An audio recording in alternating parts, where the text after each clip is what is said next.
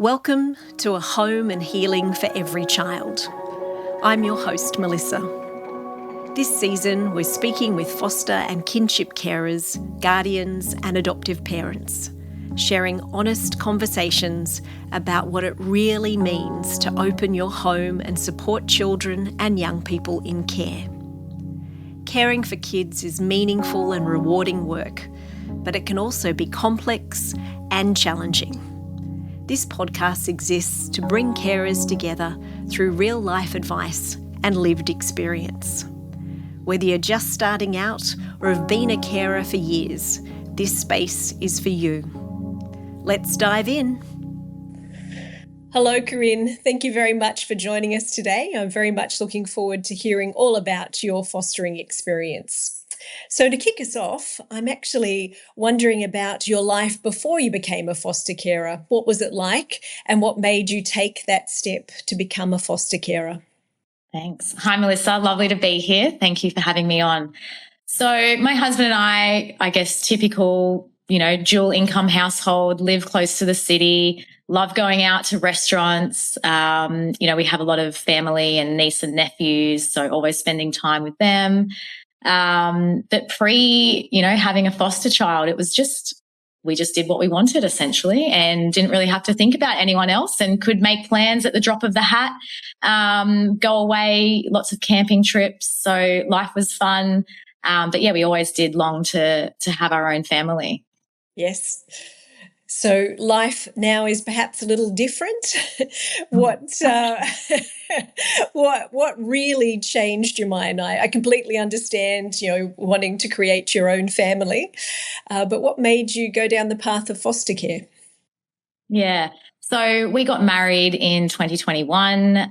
We, tried to have our own family, the traditional way, and that wasn't going to happen for us. So, we explored different options, and just ultimately came to the conclusion that there are so many kids in need in Australia. So whilst we did explore looking overseas at intercountry adoption, I guess we just had this sense of, wanting to help out here locally. We don't know anyone that had fostered. We have no contacts in the foster world. So it initially just started for us with contacting carers for kids, reaching out to a few foster agencies. You don't know what you don't know. And, we started the journey and here we are nearly 3 years later. So absolutely no regrets whatsoever, but it has been a life-changing experience. Oh, wonderful. Well, thinking about the young people or young person in your care, what sorts of routines and traditions do you share together? Gosh, many. So she is now currently 5.5, and she's been in our care for 2.5 years. She arrived 5 days before Christmas. So suddenly we had to have a Christmas tree up, which it was a real Christmas tree. It wasn't just the little one sitting on the coffee table, and decorations around the house. So Christmas is a big deal in our house now and we love celebrating it. And she just gets so excited and absolutely loves it. So that's really special for us. Her background is a West African culture. So we have just totally immersed ourselves into, dare I say, the African community here in Sydney. We didn't know anyone, knew nothing about what's out there in terms of that culture. So a tradition for us is every Friday night we would go to a local restaurant. The staff are like family to us. Our daughter runs in, she gets the biggest hug from the lady behind the bar. The chef comes out. They all know what she wants to eat. We literally went there for nearly 18 months every Friday, just religiously, and that was really special. And also special because the people, they look like her. So similar hair, similar skin, and that's really important. We've gone out to a specific African church out in Western Sydney. Great music, kids her age, kids that look like her, just trying to immerse her in culture because she's living with 2 white people and we want her to really embrace her culture. Her hair, we have gone to I want to say 20 different African hairdressers until we've found the right one. We've found one where the lady comes to our house now. We go to her house. She's got kids similar age, so they will play, and that's a really lovely experience. We also had that hairdresser come to her 5th birthday party and do braids for all the little kids, so that was really special. A lot of it, I would say, is around the culture piece and the African piece, and she just absolutely loves it, and we think it's so important to her. So that is a big tradition in our household, along with Christmas, I would say. Oh, that's wonderful. And I can relate having to understand really tight curly hair from some children that are in our care as well too, and also learning so many different cultures in and around our city as well too has just been such a wonderful experience for my partner and myself as well too. So I understand the joy that comes with that. Thinking about things that might need more support and more help along the way, what sort of supports and assistance have you reached out for, and what's worked particularly well for you? Yeah. So I think one thing I would say for anyone considering foster care is you have to be the driver. Yes, you're going to have an agency or you're going to have DCJ standing next to you and supporting you.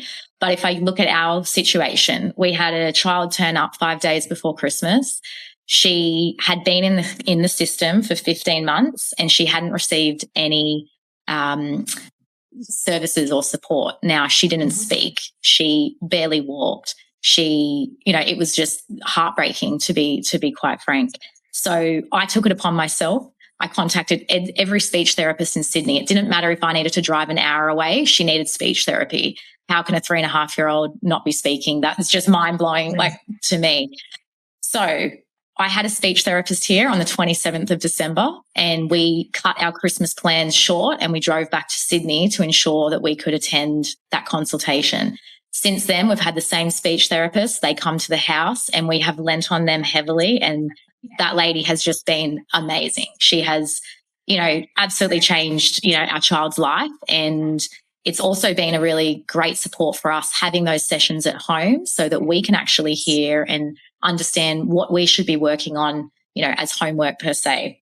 So that was a big one. Allied health. So she needed physio as well. Now, unfortunately, the agency that we were with kept saying, oh, she's on a wait list. We'll put her on a wait list for public health.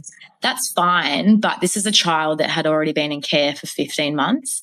And to me, that's not good enough. If, she needed that care right then and there. So like the speech therapist, I went and found a physio. I wasn't prepared to wait 3 to 6 months for the public health system.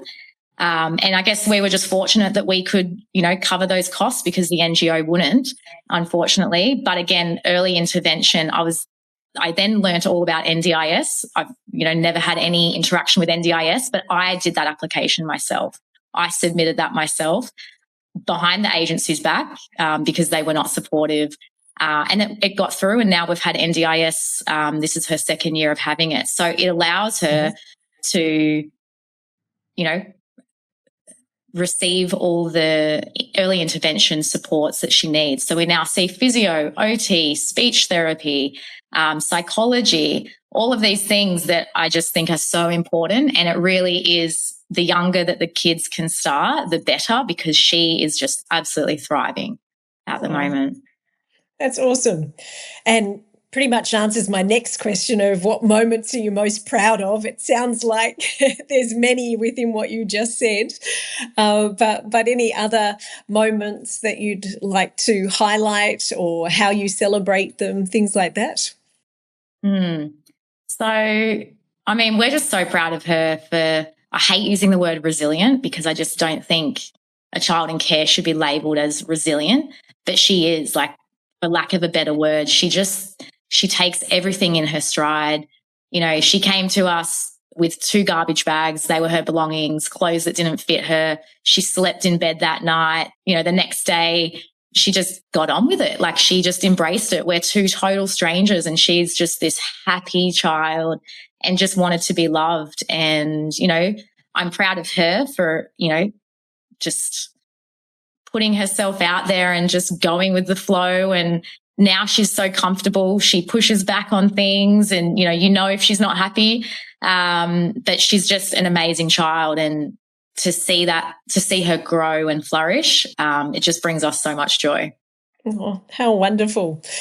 Now, I appreciate your saying that, she was wonderful in terms of how she just got on with it when she first arrived, but I know that you will have done lots of things to help her feel at home when she's, arriving, as you said, with two strangers. What sorts of things did you do to try and help her feel like your home was her home? So, of course, I mean, in our situation, we were both in the office. It was a Monday afternoon. We got a phone call at 1 p.m. and suddenly she's on our doorstep at 4:30. It happened very quickly. We did not have time to prepare. I managed to get to the local shop and bought a teddy bear, and that was the gift that was wrapped on her bed. But from the minute she arrived, that's her bedroom. That's her safe space. She had some trauma around food. So we learnt pretty quickly that we needed to explain to her, there's always food in the house. You are always going to get another meal. She doesn't need to scoff herself to the point that she's making herself sick at the beginning. So we created the food drawer in the fridge, and it's just the crisper drawer. Anything that was in there, that was her drawer. She could go there at any time, day or night, and get food out. And it had, obviously healthy foods, but snacks for her. And I think she just gradually learned, okay, there is going to be food. I am going to get another meal. I don't need to scoff myself or hide food in my bedroom. So I think that was really important for her to understand. It was also really hard because she didn't speak and she couldn't communicate with us. So there was a lot of thumbs up and a lot of thumbs down. But understanding what exactly she needed, that took a lot of time. And, when she got upset, it was really hard to, yes, we could comfort her, but we couldn't actually understand why she's upset. So, it just takes time. It's obviously, incredibly difficult when kids come to our homes and they just can't communicate, even though at the age that they're at, they should be, to appreciate what's going on. And obviously, she's taken to you both, though, very, very swiftly. What other signals did you have there that she was feeling that she belonged? That this was her bedroom, that this was her crisper drawer where she could get a snack? I think she just felt comfortable and safe with us. We are very routine driven, and that was even before she arrived. I'm highly organised. So we basically have the same routine every afternoon, every morning. She knows what to expect. There's no surprises. A lot of the times, if plans are going to change, we learnt quickly that she needed to have advance notice. We needed to really talk to her about, okay, tomorrow afternoon, Dad's not going to be home for dinner because he's got a late work meeting. So that gives her time to digest that and understand it, rather than just me putting dinner out on the table and Dad not being home, because she's so used to the three of us sitting together. Yes. I don't think there was one particular moment that I'm like, oh, she belongs here. I just think, if I look back from day one, like, she was calling us mum and dad the second day that she arrived, and we were both like looking at each other, whoa, what's going on here? But it's child-led. We rang the caseworker. We're like, should we be correcting this? What do we do? And, that's just from day dot, that's what it's been. We've been mum and dad. She just obviously feels comfortable and safe with us. That's wonderful. You've obviously spoken about, and we can hear it even if you haven't spoken directly, about the huge change that goes from being, a couple to being foster carers as a couple.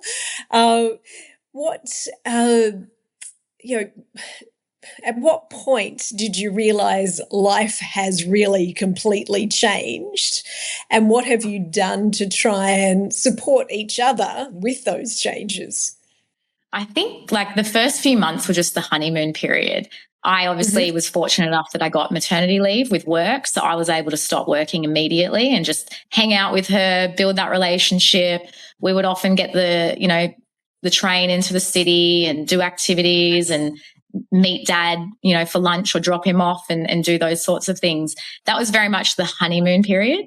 But at the same time, it was very we identified very early on that life was never going to be the same. I'm never going to get, she wasn't a newborn, but I wasn't sleeping 8 hours like I used to every night. She didn't sleep the night through. So I was like, oh gosh, is this what it's like? So I learned that very early on. And I'm talking awake for hours at night because she's obviously having nightmares and trauma and she needs comfort in that time. And it's not something you can just say, go back to sleep. You need to be there and comfort and just be very present and listening. And whatever they need in that moment. So I was really exhausted, to be honest, even though I wasn't working. But, being a mum is a full-time job. My husband and I, we don't have family close by in Sydney, but, our family rallied around behind us and they made trips and came to support us. And even if it was like, hey, we'll take her to the park, you guys go for a walk with the dog or whatever it might be. We had a lot of help in the first few months, which was fantastic. But yeah, life is never going to be the same, and it's great. Like I don't even remember life before her. She just feels like she's slipped right into our family, and it's amazing. I don't remember what it was like before her, basically. That's probably helpful sometimes, isn't it? There's just a whole new world and we just flow with it. Oh, that's awesome. You've spoken a lot about things that you and your partner are very proud of. What about a moment where you've actually seen that the child in your care's actually become proud of herself? Could you share one of those moments? Absolutely. I think it would be around her development. So yes, she came to us at nearly 3.5 and didn't speak and had a lot of speech therapy. I, got her into a daycare pretty early on and was quite concerned about that daycare, that she wasn't getting the attention that she needed. So we were able to switch her daycares and she went to a daycare attached to another school. And it was just, full-time staff, a better environment. She absolutely thrived there. But that daycare actually offered speech therapy, and that was on site, so I wasn't there. But she would come home after these, her day, and she was just trying her best. And suddenly she's getting these sounds and she's able to pronounce the words. And her face, you could see it in herself. She was proud of herself. She knew that sound, we understood what she was trying to say. And we're just so thankful that she, it was a lot of speech therapy sessions that she's had. I'm talking 3 times a week. Now, normally a child might get bored or not engaged with that, but they made them fun and they made them so they encouraged her as much as she needed. And I think she is so proud of that herself because she would say, do you understand? And I'm like, yes, we do. And we'd get excited and we'd do a little dance and she gets excited if we're excited. So we just love celebrating those small moments, even though it is small, but it's so impactful for her. Yes. Oh, that's beautiful. And I think it's been interesting during the course of these conversations on the podcast how many people actually refer to these health professionals as part of the extended family. So, you mentioned early on that you've had the same speechy coming home to your home since, she arrived, the child arrived. They become part of the celebrations and the successes, and it's wonderful to see how at ease, a child becomes with the same therapist if that's possible, which is wonderful. That you're all in it together, I guess, as well too. Yeah. Thinking about other people who might want to become foster carers, what support or advice might you give to them? I mean, if you had have asked me 18 months ago, and this has been completely transparent, if we would foster again, I just would have said absolutely not. It's a pretty isolating experience. If you aren't connected with foster carers, you don't know what you don't know. Your friends and family don't actually understand anything that you're going through. A bit of reality of like you've got to somehow get into the community of foster carers because they're the ones that, understand. So for me, for example, TJ and Esther, I was talking to them before we had a placement and we're now friends. I was at their house on the weekend and they have been my solid rock. But if I hadn't have had them, honestly, I'd just be so lost and don't understand what I don't understand. Yeah, no, I can personally completely get that, Corinne. I think that's a really important part to touch on, because it is, it's a bit like what we just said. Until you're in it, you really don't have any idea at all. And I used to even get frustrated to the point that, all of our regular friends who are lovely, it was like, oh my goodness, you're fluffing around talking about stuff that doesn't matter. You get frustrated with all these other things when you're constantly thinking about how can you help these kids, or what can you do, rather than, dare I say, champagne problems at times.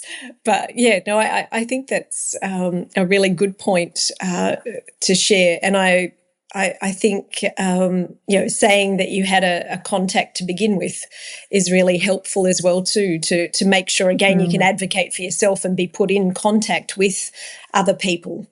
We were lucky the carers that our children came from ended up becoming really good friends of ours and supporting us as well, because we certainly didn't know a soul that had ever fostered. In our situation, we were with an agency, and you just toe the line, you do what you're told to do, knowing full well that some of the decisions that they are making are having a huge impact on this child, and they're not decisions that are in the best interest of the child. It's my job, it's my husband's job to advocate for this child. She's young. We know her best. She lives here with us. So had you have asked me 18 months ago, I would have said absolutely not. We have since moved from that NGO over to DCJ, and it has been night and day. I would now put my hand up and say everyone should be a foster carer. There are great caseworkers out there, and they're actually making child-led decisions. I think anyone that wants to go into fostering needs to realise this is going to have a huge impact on your life. I think you'd be naive to think that you're just going to be a happy family and there's never going to be issues. Any child that is in foster care is going to come with trauma. Children do not get removed in Australia for little things. In our case, there was over 38 Roche reports made before this child was removed. So, there was intervention trying to help the family, and unfortunately that didn't work and the child got removed.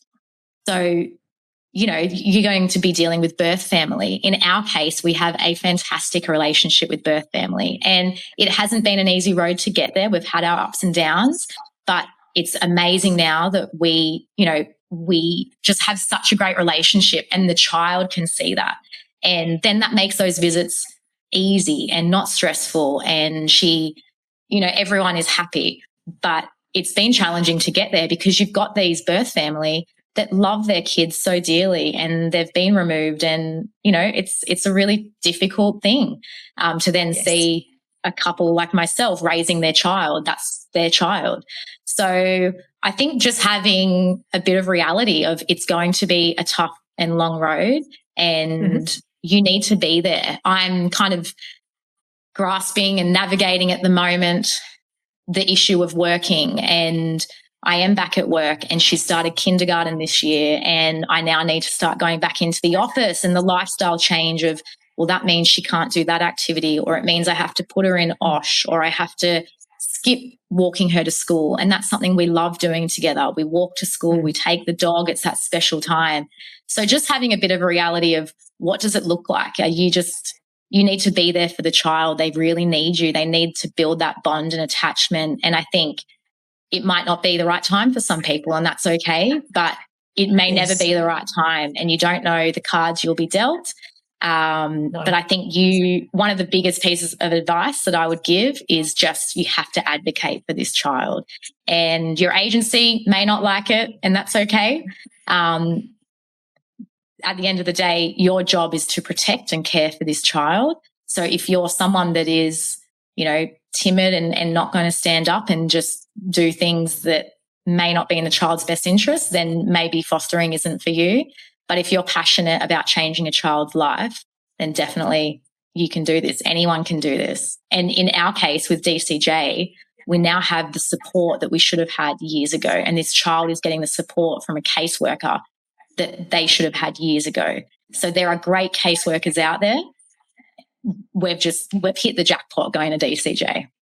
Yeah. Awesome. That's so wonderful to hear. And I think the advocacy piece is an interesting one because, of course, it develops over time, the way in which you do it or the way in which you appreciate, what you need to do or what skills you might need. Do you have any top tips for, really ensuring people appreciate that in this moment in time, you're the person who knows your child the best? How do you ensure that message gets across?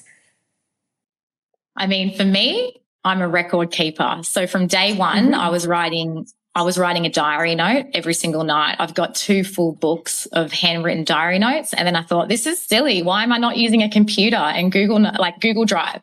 So now everything is captured on Google Drive. I just think carers need to you're living with this child. You know what they need. They're talking to you about conversations. When a caseworker comes in once every 5 or 6 weeks, they just play games, or they may not have those discussions. There's not really a relationship there. So if you're capturing what they're saying and just saving it under file notes or sending it here to the caseworker, then great. You can build kind of a picture. You're creating that story that the child is trying to articulate. Absolutely. I think, that's so true, that you're there 24/7. So however you might choose to capture those things and share those things is really important. I think for me, it took me a little while to appreciate that actually all those little things are really, really important to share. And that, as you said before, it's not about towing the line or anything like that. It's actually about doing what's best for the child in your care, and realising, I guess, the level of importance with that as well too. Hey Fern, did you know that I spent 2 hours on the phone the other night getting one-to-one care coaching through Cares for Kids New South Wales? Really? How much did that cost you? Nothing. It's completely free. You're kidding. They gave me so much advice on how to navigate a tough situation I was going through. It was extremely helpful. How can I get involved? You can give them a call on 1300-782-975 or visit their website, caresforkidsnewsouthwales.org.au.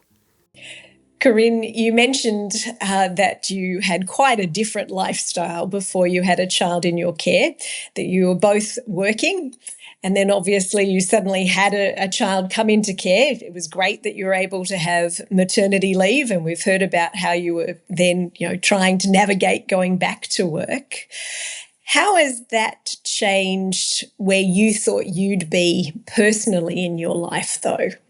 I think before this child arrived, we were both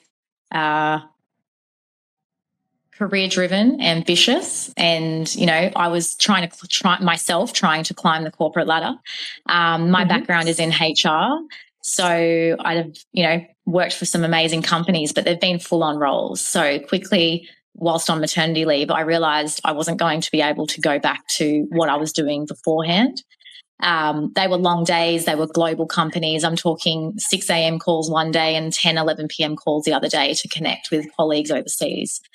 So, I've had a massive shift in my life, but your priorities shift. And for me, thinking about work now, I just have no passion for HR anymore. It seems so insignificant in the world compared to knowing that there are kids out there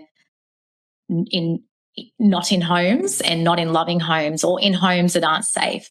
So for me, I'm actually really trying to tap into the non-for-profit, the DCJ world. Like, I just want to do something meaningful with my life moving forward. And I've, realized it's not all about the money and the title. And I want to, whatever my future role is or looks like, I want it to have meaning and essentially be changing lives. And I look at some of these caseworkers and I think, the caseworker we've got right now, she is amazing and she has such passion for her job, and she stays when she comes to do a home visit. She doesn't leave at 5 o'clock on the dot. She actually stays and she's engaged. And I compare that to the day, our daughter was dropped off. She was dropped off at 4:30 and the caseworkers left at 4:47.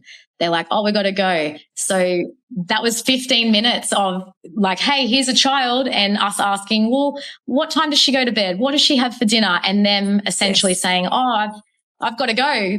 Work's nearly over. So there are different caseworkers out there. There's different passions. But for me, I really want to tap into a space where I can help change a life. And whether that's being a contact worker or whether it's being a caseworker, I don't know what that looks like just yet. But I'm exploring it. And I just essentially want to, help change someone's life and have a more meaningful meaning behind my job and the why. Yes. Yeah, no, that's amazing. And it's amazing how something that you felt before, which was so cemented to who you were, can change. They don't just, touch our hearts. They touch every part of our being when the children come into our home. And I think that, that journey is not that unusual in lots of ways for many other foster carers as well too, in terms of, I guess, what it opens your eyes to. It's not as if we didn't know about it before, but you experience it in a very different way when you actually become a foster carer. And I'm sure that somewhere out there you're going to change many, many lives with all of those aims and goals. Thank you. Thank you. Thanks for listening to this episode of a Home and Healing for Every Child podcast. We hope you enjoyed it and look forward to having you join us for the next episode. Stay up to date with the latest news, stories, training and upcoming events by subscribing and following along on our socials at Adopt Change or Carers for Kids New South Wales.